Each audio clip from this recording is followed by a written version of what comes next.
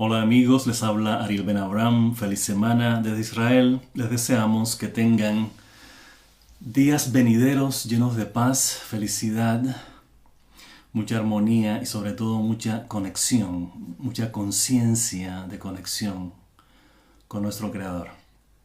Continuamos nuestra ampliación de los comentarios en el blog sobre la conciencia mesiánica en la profecía judía. La semana pasada iniciamos el primero de 3 comentarios sobre los mensajes del profeta Zacarías. Ahora continuamos con el segundo, que invitamos lean en nuestro blog Dios como Amor. Cuando ustedes entran al blog pueden buscar Zacarías en el buscador y les aparecerán 3 comentarios. Estamos en el segundo. Bien, comenzamos comentando diciendo: el sumo sacerdote es convocado en el 3er capítulo del mensaje encomendado a Zacarías, porque aquel, el sumo sacerdote, representa el máximo conocimiento de nuestra conexión permanente con el Creador. Nos hemos referido en el blog muchísimas veces, sobre todo en el libro de Levítico, todos los comentarios que hicimos en torno a las porciones del libro de Levítico sobre lo que representan el Mishkan, o sea, el templo de Jerusalén, y el sumo sacerdote, al igual que lo que representa Moisés, lo que representan algunos sitios, personajes y situaciones narradas en la Torá. Bien, entonces continuamos. Si este conocimiento está ausente en nuestra conciencia, en otras palabras, si no sabemos que estamos conectados con el Creador, juzgaremos por lo que lo sustituyemos. En otras palabras, tenemos un conocimiento. Si ese conocimiento no está, lo vamos a sustituir por otra cosa. Y ahora vamos a explicar por qué. Lo hemos dicho también en el blog varias veces, en distintos comentarios nos hemos referido a esto.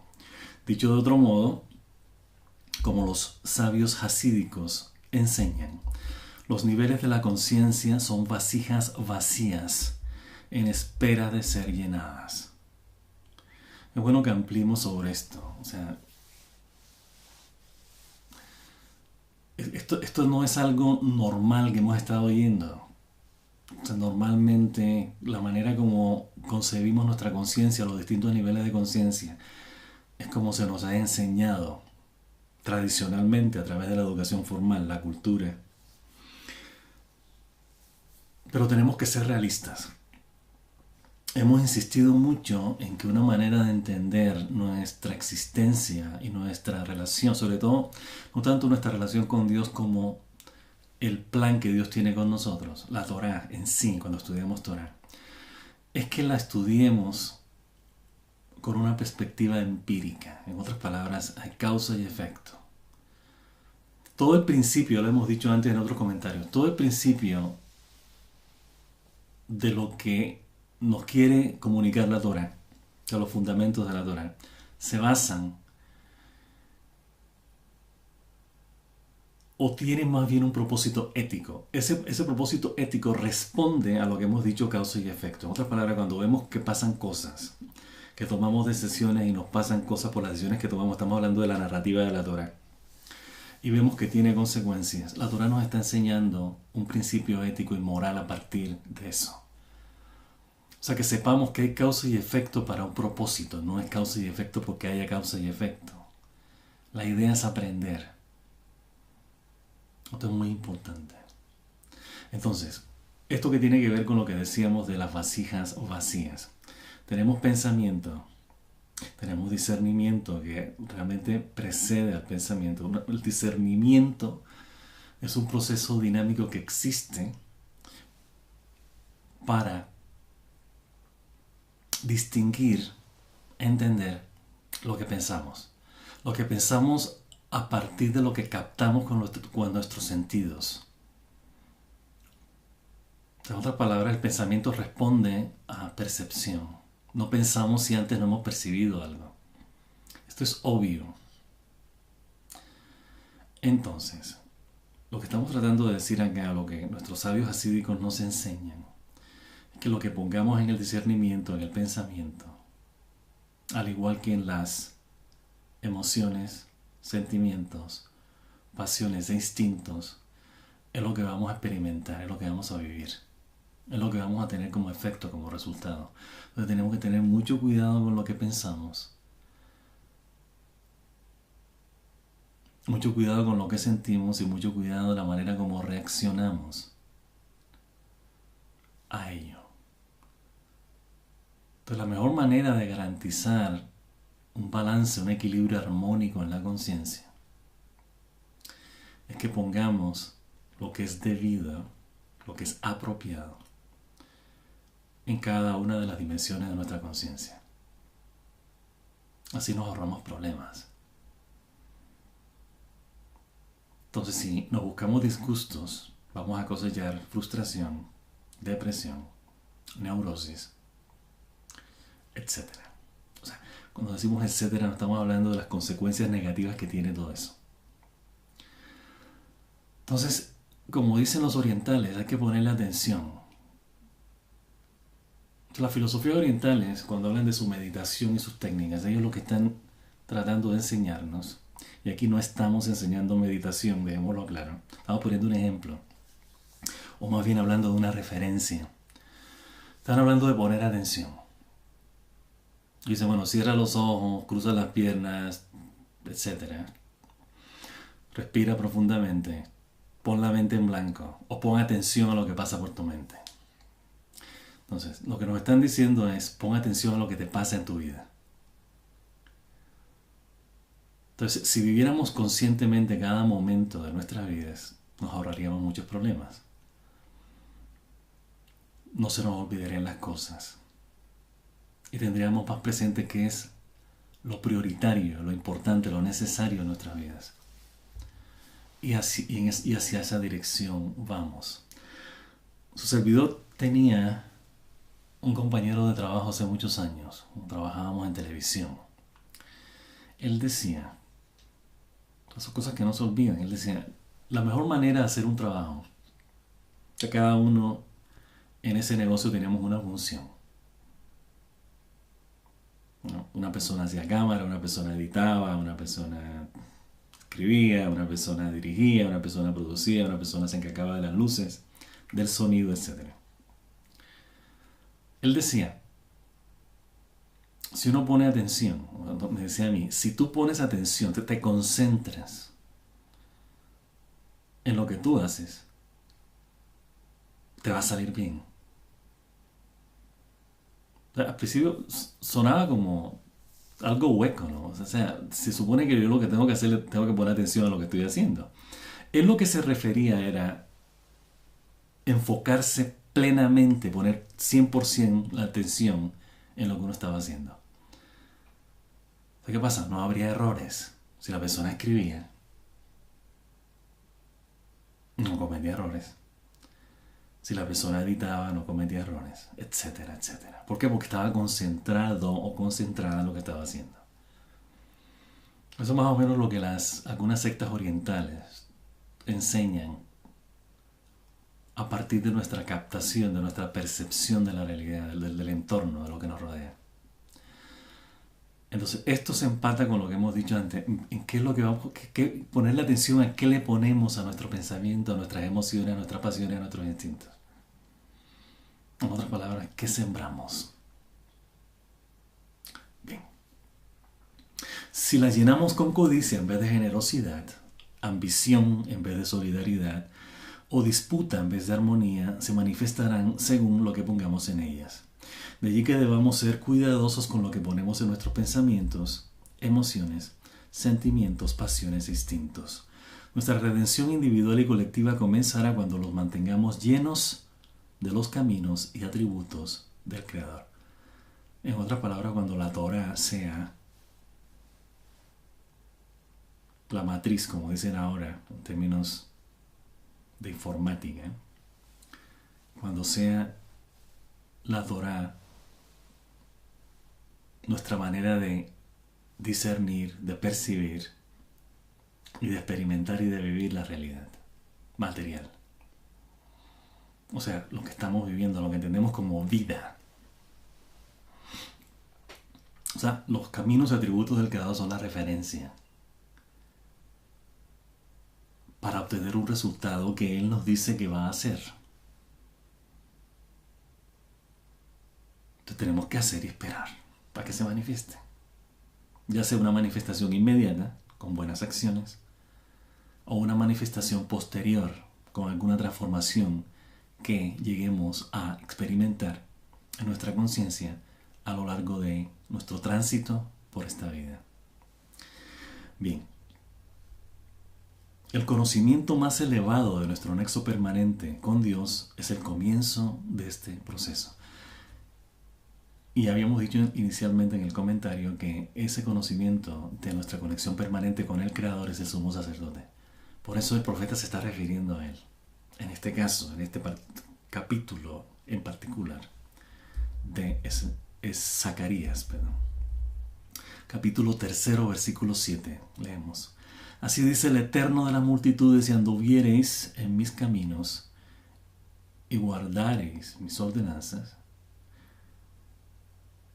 Perdón, está en singular. Si anduvieres en mis caminos y si guardares mi ordenanza, y también tú gobernarás mi casa, también tú cuidarás mis atrios, entonces yo te daré libre acceso entre estos que esperan.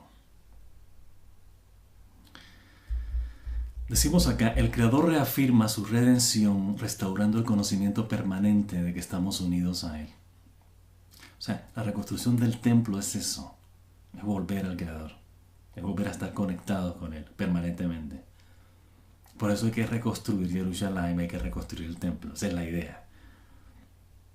Como la expresión física, material de nuestra conexión con Dios. Eso es importante. O sea, no basta con que la tengamos individualmente en nuestra conciencia, como individuos, sino que la tengamos como colectivo, como pueblo. Tal como la Torá lo ha definido. En esta realización todos los aspectos y dimensiones de la conciencia son guiados por su voluntad. Estos son la casa y los atrios ocupados por sus caminos y atributos. Pero primero debemos remover de aquellos, o sea, la casa y los atrios, las fantasías e ilusiones de ego. En otras palabras, lo que no es compatible, lo que no es inherente a los modos y atributos del Creador, que son básicamente nuestras fantasías e ilusiones de ego. Eso es lo que hay que remover. Al vivir en modos positivos, invitamos y manifestamos amorosa bondad en lo que somos, tenemos y hacemos. Los modos y atributos de amor nos dan la libertad que precede nuestra redención final y total. La conciencia mesiánica se manifiesta a través del pleno conocimiento de amor como nuestra esencia y verdadera identidad. El sumo sacerdote representa la piedra fundamental que sostiene toda la faceta de la vida, o sea, la conexión con el Creador. Es la piedra fundamental, simbolizada por los 7 días de la creación. Una vez integramos los caminos del Creador como nuestros, todo lo negativo desaparece y amor es el regente que une y armoniza nuestra conciencia. Esto lo viviremos en cada uno de nosotros y reflejado en nuestro entorno. Comillas, porque he aquí que la piedra que he puesto sobre Josué era el nombre del sumo sacerdote de la época esa de Zacarías. Sobre una piedra hay 7 lados. He aquí que yo la marcaré en ella, dice el Eterno de las multitudes, y yo removeré la maldad de la tierra en un día. En ese día, dice el Eterno de las multitudes, todos vosotros habréis de llamar a cada hombre su vecino, bajo la viña y bajo la higuera. Capítulo 3, versículos 9 y 10 de Zacarías. Explicamos. Los 7 lados mencionados por el profeta también simbolizan las 7 emociones humanas, como principios positivos descritos en el Zohar, el libro de la Kabbalah. Acuérdense que son 7 sfirot. Los 7 sfirot, o sea, en total son 10, pero 7 se expresan, se manifiestan en el mundo material, en la conciencia humana. Primero, amorosa bondad como principio integrador que genera poder. Segundo, para establecer armonía. Tercero, un orden armónico. Como el triunfo. Cuarto, que prevalece para dar honor. Quinto, a la fundación. Sexto, en la que todas las dimensiones de la vida son regidas bajo la manifestación material del reinado. Séptimo, del Creador. En este contexto, las cualidades y atributos de amor deben reinar para que la verdad prevalezca en nuestros juicios, aquello considerado justo. Así, verdad es la manifestación de amor, como también lo son compasión y misericordia. Justicia es lo que hace amor, al remover las tendencias negativas de la conciencia, como la indolencia, opresión, indiferencia y crueldad. Volvemos al profeta. Comillas, así ha hablado el Eterno de las multitudes diciendo, haced justicia verdadera y expresen misericordia y compasión cada hombre a su hermano. Y no oprimáis a la viuda, ni al huérfano, ni al pobre, y no dejéis que ninguno de vosotros haga mal contra su hermano en vuestro corazón. O sea, estamos hablando de la armonización a la que nos referíamos antes, cuando los modos y atributos de amor son los que rigen cada aspecto y dimensión de la conciencia. Cuando esos atributos son los que nos rigen, son los que están llenos, son los que nos llenan, cada dimensión y cada aspecto de nuestra conciencia, lo que se manifiesta va a ser exactamente lo que el profeta nos está diciendo, más bien lo que Hakadosh Baruj Hu nos está diciendo a través del profeta, de que no seamos crueles, indolentes ni indiferentes con nuestro prójimo, especialmente con aquellos que están en desventaja con nosotros. El pobre, el huérfano y la viuda. Esto está en el capítulo 7, versículos 9 y 10. Nuestros juicios negativos reflejan pensamientos, emociones y sentimientos negativos hacia nosotros y los demás. Cada hombre es una extensión de nuestra propia conciencia. Entendamos que nosotros formamos parte, somos individuos, pero también formamos parte de un colectivo que es la nación, que es Israel, el pueblo de Israel. Entonces cada uno de nosotros, por muy diferente que sea de nosotros, es parte de nosotros. Estamos unidos con el Creador, somos uno con el Creador. Entonces no podemos vernos separados, a pesar de que establezcamos diferencias y separaciones. O sea, el hecho de que haya diferencia, lo hemos dicho antes, el hecho de que exista diferencia y diversidad no quiere decir que haya separación. Cuidado. Que nosotros cuando vemos algo que es diferente, inmediatamente la reacción es separarnos, porque no es igual a nosotros. Es una reacción natural. Pero la idea es conocerlo y entenderlo como parte de nosotros, como parte de nuestra conciencia. Entonces podemos coexistir, convivir con algo diferente. Ahora, estamos hablando de algo diferente, no necesario, no negativo, obviamente. No estamos hablando de diferente, estamos hablando de variedad, de diversidad. En ese sentido tenemos que entender estas diferencias que el profeta nos cita cuando se refiere a huérfano, viuda y al pobre. Y más adelante al converso. O sea, que la actitud que tenemos que tener es una actitud de integración, no de separación, ni de división, ni de rechazo. Vamos a seguir leyendo porque esto tiene un sentido mucho más profundo dentro de nuestra conciencia. Dijimos, cada hombre es una extensión de nuestra propia conciencia, de allí que sea un hermano. Una viuda y un huérfano también representan algo bueno en nosotros. O sea, estamos viendo que todo esto que vemos, que nos están diciendo la Torá, el Tanaj en general, cada situación, cada personaje, cada lugar, tiene algo que ver en nuestra conciencia, resuena en nuestra conciencia. Está íntimamente ligado a nuestra conciencia. Entonces no podemos ver el huérfano, la viuda, el extranjero como algo ajeno a nosotros. Tenemos que verlo como algo que es propio, como algo que es nuestro. De allí que lo debamos integrar armónicamente dentro de la unión de nuestra conciencia. Entonces esa unión en nuestra conciencia representa la unión del pueblo también. O sea, tenemos que reflejar nuestra unidad armónica en la conciencia, o sea, esa armonía, ese balance armónico al que queremos llegar a nivel individual. Tenemos que proyectarlo en nuestro entorno. Esto es clave, lo contrario, ¿de qué sirve? Bien. Entonces, cada hombre es una extensión de nuestra propia conciencia, de que un hermano, una viuda y un huérfano también representan algo bueno en nosotros que perdió su entereza o su sustento y que requiere nuestra atención y apoyo para recuperar su entereza. O sea, cuando estamos hablando de una persona pobre, cuando estamos hablando de una viuda, una persona que le hace falta algo, a la viuda un esposo, al pobre sustento, pues tenemos que entender eso de esa manera. Y al huérfano un padre. Entonces la idea es decir, oh mira, huérfano, no tiene padre o no tiene madre o lo que sea, o es pobre, no tiene plata, ¿no? O una viuda, no tiene marido, a lo mejor no se vuelve a casar. La idea no es ver a estas personas o a estas circunstancias como circunstancias que implican carencia. O sea, de hecho sí hace falta algo, o sea, hay un sentido de no hay completación. Es evidente. Pero el hecho de que no haya completación no quiere decir que tenga que seguir así. La idea, lo que nos está diciendo el principio ético de la Torah, es decir, y la Torah y acá nuestros profetas, es que los integremos en nuestra sociedad como gente completa, no como gente que le hace falta algo. Esa es la idea. O sea, la idea no es reiterar o reafirmar su estatus de carencia o de incompletación, sino la idea es ayudarlos a completar en aras de su propia completación o entereza y en aras de nuestra conexión con ellos. O sea, no estamos nosotros completos cuando vemos que otros están incompletos, en nuestro pueblo en particular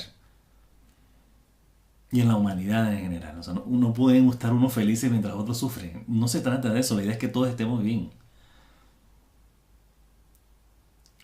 Bien.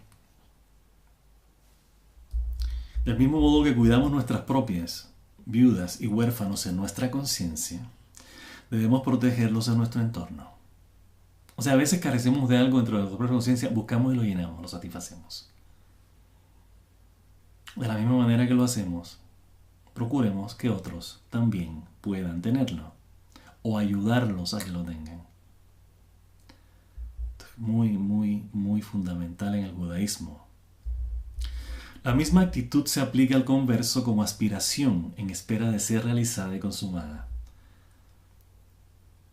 El converso es el judío en potencia.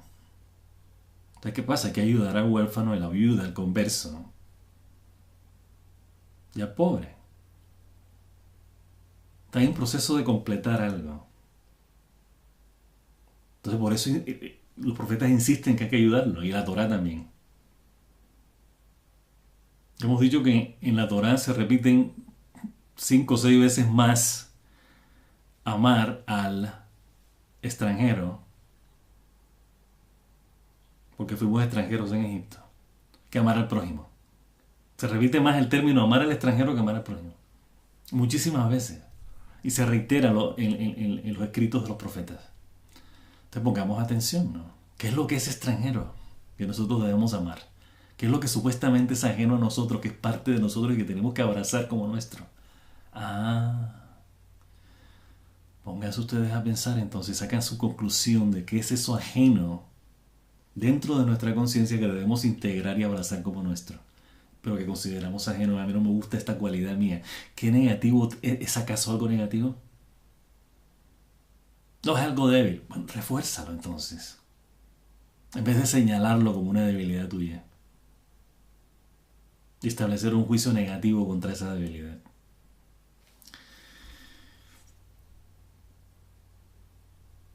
La misma actitud se aplica al converso como aspiración en espera de ser realizada y consumada, y al pobre como la debilidad que debe ser fortalecida, lo que acabamos de decir.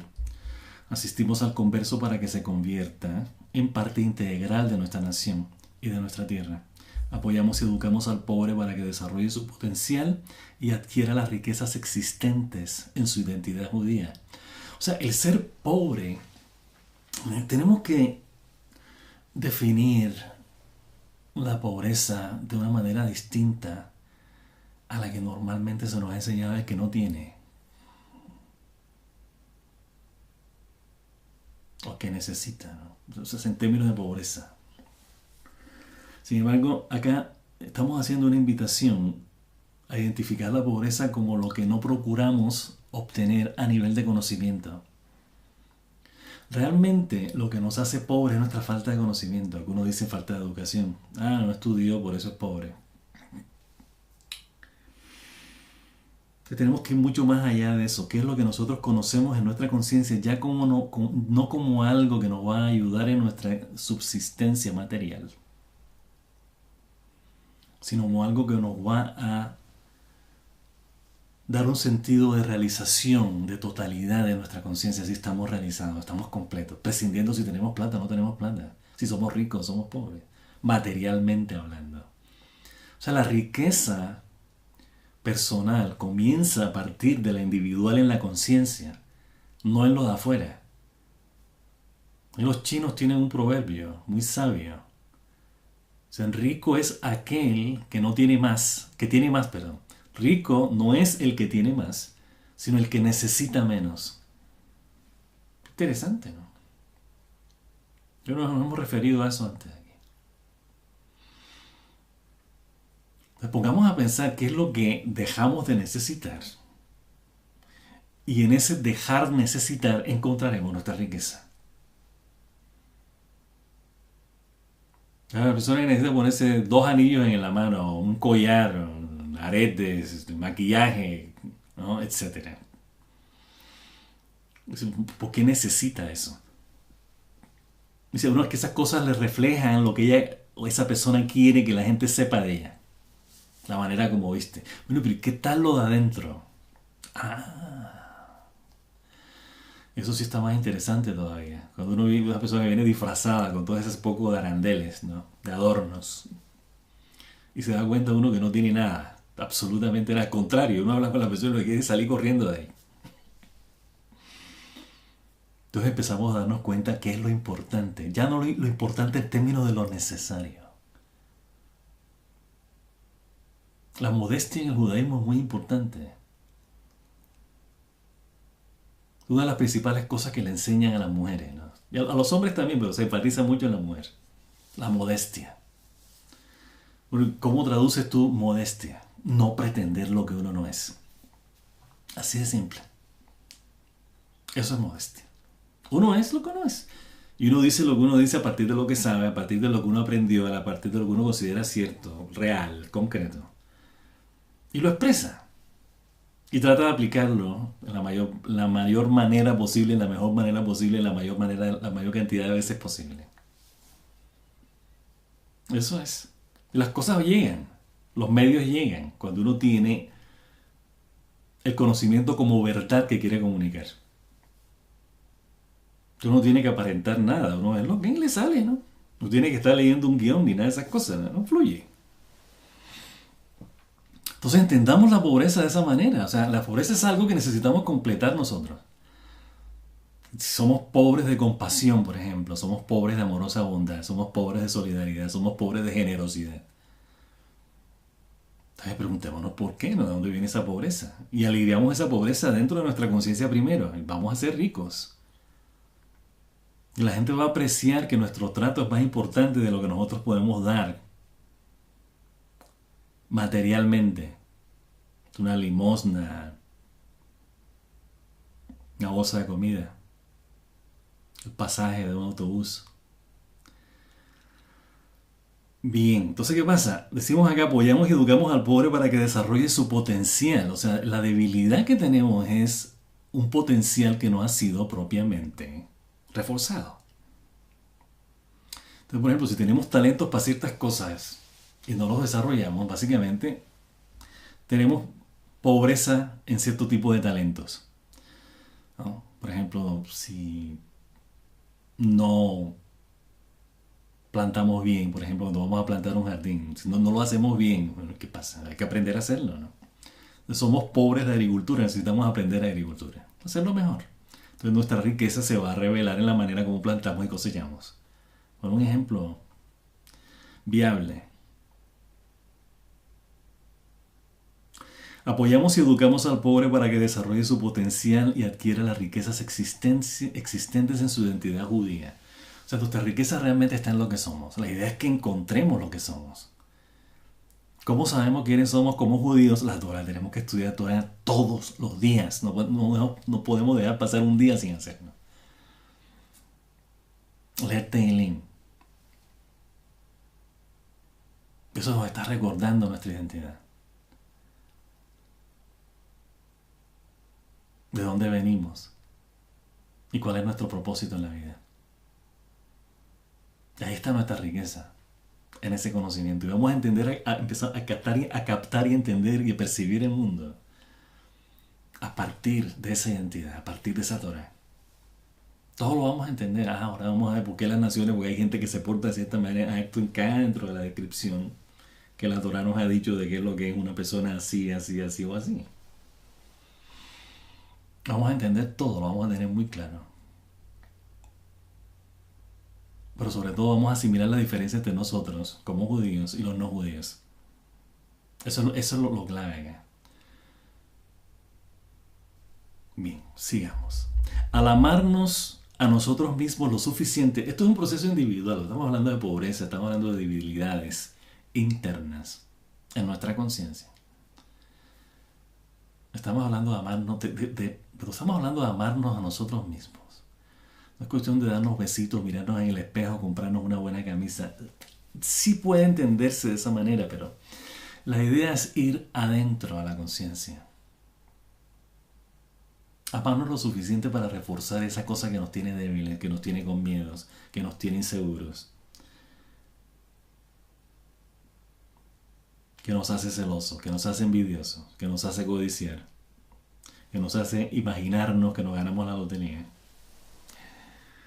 Darle rienda suelta a las fantasías e ilusiones de ego. Eso no somos nosotros. Eso no es amarnos a nosotros mismos. Eso es separarnos de lo que somos. Eso es hacernos esclavos de una idea a la que no somos. Entonces, al amarnos a nosotros mismos lo suficiente para refinar y realzar todos los niveles de conciencia mediante los caminos y atributos de Dios, bondad es el efecto, porque la bondad es la causa. La causa, ya hemos dicho, todo el propósito de la Torah es que prevalezca el bien y la bondad en todas las dimensiones de la vida y por extensión del mundo material. Ese es todo el propósito del judaísmo, ese es todo el propósito de la Torah. Esa es la gran contribución del judaísmo a la humanidad. Eso es un hecho, entonces eso es incuestionable. Entonces tenemos que empezar por casa, haciendo prevalecer lo bueno en cada nivel y dimensión de la conciencia para que se manifiesten en lo que decimos y hacemos. Continuamos con el capítulo 7, versículos 13 y 14 de Zacarías, y a comillas, y aconteció que cuando él llamó ellos no oían. Entonces ellos llamarán y yo no iré. O sea, entendamos que acá uno no está diciendo, no me oyen a mí, ahora yo tampoco lo voy a ver. Esto no es un juego, amigas y amigos. Cada uno está jugando con nosotros. La consecuencia directa de no llamarlo a él es que él no oye. Eso es lo que nos está diciendo acá. Entonces, cuando él llamó, ellos no oían. Él nos llama. La Torah es el llamado nuestro. Hacia conocer quiénes somos y por ende nuestra conexión con el Creador. Entonces, cuando nosotros llamamos, él no nos oye. O sea, las cosas no se dan en términos a que depende de nosotros, depende de Akadosh Baruj Hu, más bien. Depende de nosotros, no de él. Entonces lo que nos está diciendo acá es, tú no lo vas a hacer en tu tiempo, lo vas a hacer en el tiempo de Akadosh Baruj Hu. Dice, bueno, ¿y entonces qué? ¿No hay compasión, no hay arrepentimiento? Sí.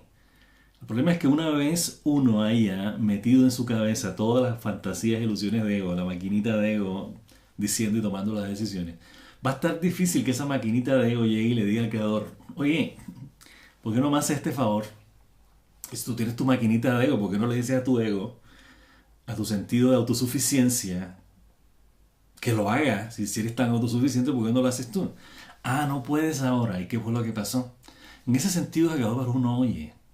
Porque no nos estamos relacionando a través de sus caminos y atributos. Estamos relacionándonos a través de lo que nosotros nos hemos hecho en la cabeza. Nos hemos puesto en la cabeza. Entonces, así es como hay que entender esto. Entonces ellos llamarán y yo no iré, dijo el Eterno de las multitudes, y yo los dispersaré con un torbellino entre todas las naciones que ellos no han conocido. La dispersión nos hemos repetido muchísimo a esto y nos vamos a seguir repitiendo porque los profetas lo repiten y lo reiteran constantemente. La dispersión entre las naciones fue consecuencia directa de nuestras transgresiones. No fue que Jacadóbaro uno diga, bueno, yo ahora los voy a sacar de la tierra prometida y los voy a esparcir entre las naciones para que sepan lo que es bueno. Lo que es bueno en el sentido de lo que tenemos que aprender de lo malo, de lo negativo que representan las naciones. Él no lo está haciendo, fue directa consecuencia de nuestra separación de él. Ya lo explicamos antes. Entonces, ¿qué pasa? Lo que él nos está diciendo acá, lo que los profetas nos están diciendo, él nos está diciendo a través de los profetas es, yo te voy a dispersar entre las naciones. O sea, si tu opción es seguir las fantasías e ilusiones de ego con sus tendencias negativas, vete para allá. Él no nos va a decir que no, tenemos libre albedrío. Esa es la dispersión en las naciones. La dispersión en las naciones es producto de nuestro libre albedrío, es nuestra opción. Nosotros no éramos corderitos ni éramos santos para que Jacadóbaro uno diga, bueno, los voy a sacar de ahí de su santidad y los voy a echar entre las naciones, ¿no? Para que sufran la maldad de las naciones y aprendan. No, para nada, en ninguna parte de la historia judía está ni en la Torá ni en ningún lado. Nosotros fuimos los que tomamos la decisión de hacer idolatría, inmediatamente entramos en la tierra prometida. Casi inmediatamente. Entonces pasa, consecuencia, dispersión entre las naciones. Separación, asimilación en las naciones. Esa es la consecuencia. Yo lo dispersaré con un torbellino entre todas las naciones. El torbellino vendrá siendo el ego. O sea, el ego de ellos le va a dar vuelta y lo va a llevar a tierras que ellos no han conocido, naciones que ellos no han conocido. En otras palabras, somos buenos por esencia. De repente nos metemos en una situación negativa y dices, esto no es nuestro. Esto no es parte de nosotros. Esta es una tierra desconocida, ignota. No pertenecemos ahí, por eso tenemos que regresar a la tierra prometida, a nuestra tierra. Y dejar el exilio en las naciones. Mientras estemos en las naciones, eso no es nuestra realidad, no es nuestra identidad. Está claro. Así la tierra fue desolada detrás de ellos. Estamos hablando de la tierra prometida. Una vez que salimos, la tierra quedó desolada, no había nada aquí. Por 2000 años no hubo nada aquí. Casi 2000 años. Entonces empezó a venir la gente, los judíos, empezaron a venir acá y la tierra empezó otra vez a florecer. Entonces así la tierra fue desolada detrás de ellos para que ningún hombre pasara por ella o regresara. Jacadóbaro nos quiere tanto, él dice, durante el tiempo que ustedes estén ausentes, dispersados en las naciones, nadie va a venir acá, excepto ustedes. El problema de nosotros acá es que venimos, regresamos, pero empezamos a traer gente, enemigos acá, vecinos, que empezaron a meterse en la casa que era nuestra, que siempre ha sido nuestra, que ha sido nuestra. Y ahora no sabemos cómo sacarlos de aquí. Bueno, ese es otro capítulo. Porque ellos dejaron desolada la tierra placentera. Nosotros dejamos desolada la tierra placentera, nos fuimos. Tenemos que entender acá también, ya lo hemos repetido, lo seguiremos reiterando. Esto es clave porque la idea de un entendimiento hasídico o místico tradicional en el judaísmo de la escritura es entender esto de una manera que va mucho más allá de lo alegórico. O sea, la alegoría tenemos que entenderla como algo que repercute dentro de nuestra conciencia.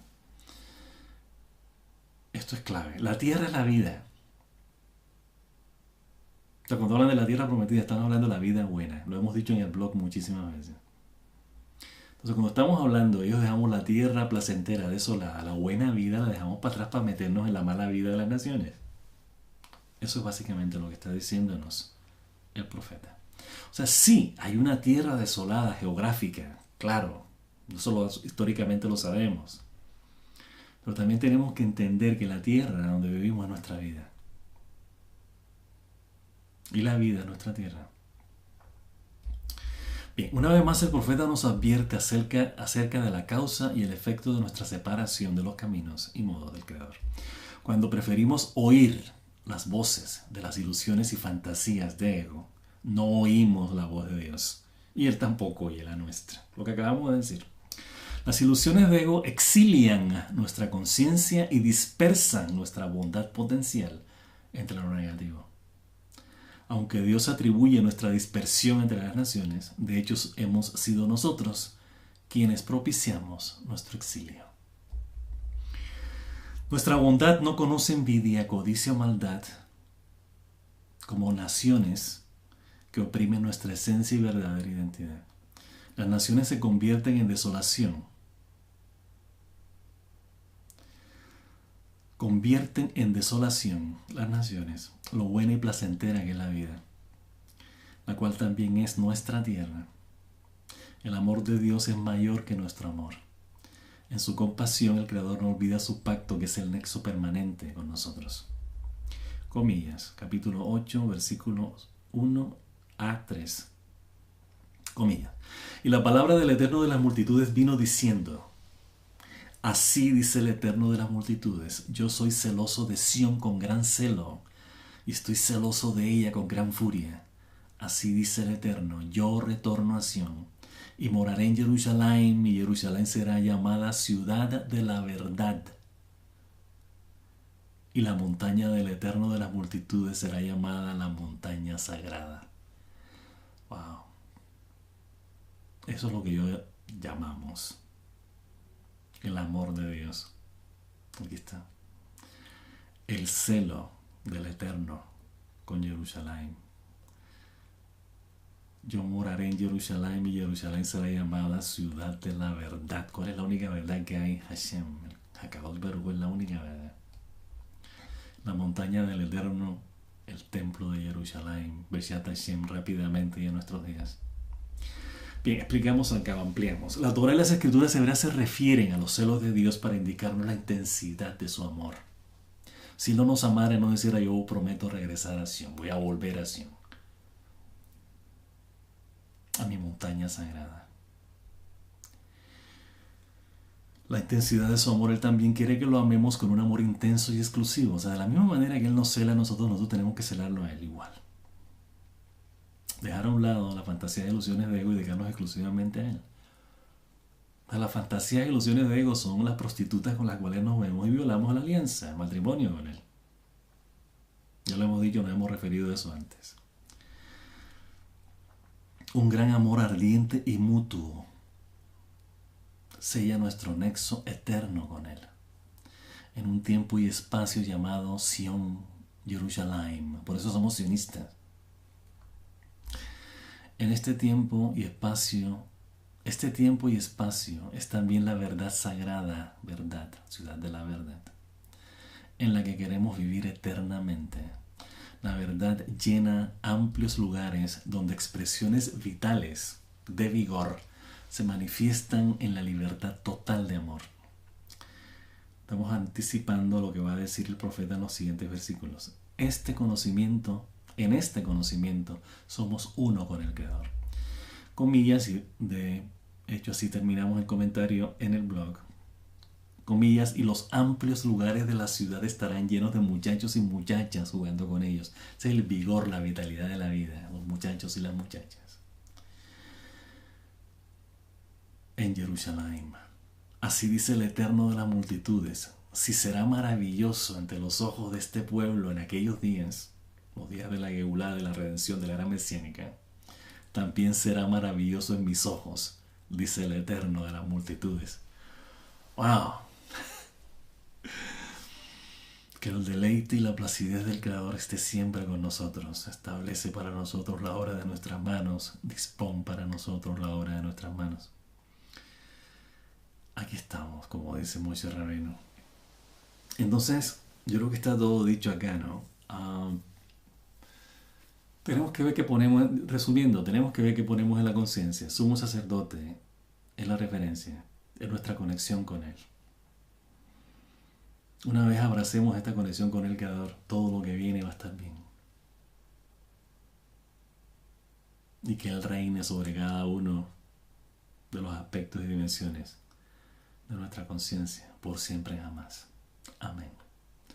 Bien, con esto terminamos el tercer comentario sobre las profecías de Zacarías en nuestro blog en torno a la serie que hemos escrito en los últimos meses, la conciencia mesiánica en la profecía judía. Este vendría siendo el equivalente a nuestro 9º comentario de todos los comentarios de los profetas que hemos hecho. Esperamos que se hayan iluminado en ese amor que es nuestro nexo común con Dios. O sea, que tengamos eso presente. Esperamos haber contribuido a que esa conexión sea permanente, sea fuerte, constantemente y eternamente. Bien, que pasen un resto de semana muy pero muy feliz. Shabbat Shalom y hasta la próxima.